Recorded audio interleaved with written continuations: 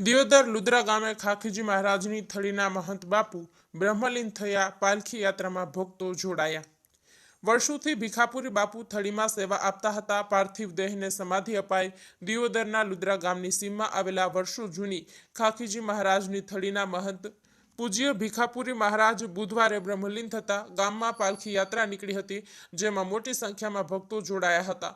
મહંત પૂજ્ય ભીખાપુરી મહારાજ છેલ્લા ઘણા વર્ષોથી દિયોદરના લુદ્રા ગામની સીમમાં વર્ષો જૂના ખાખીજી મહારાજની થળીમાં સેવા આપતા હતા અને પૂજા અર્ચના કરતા હતા.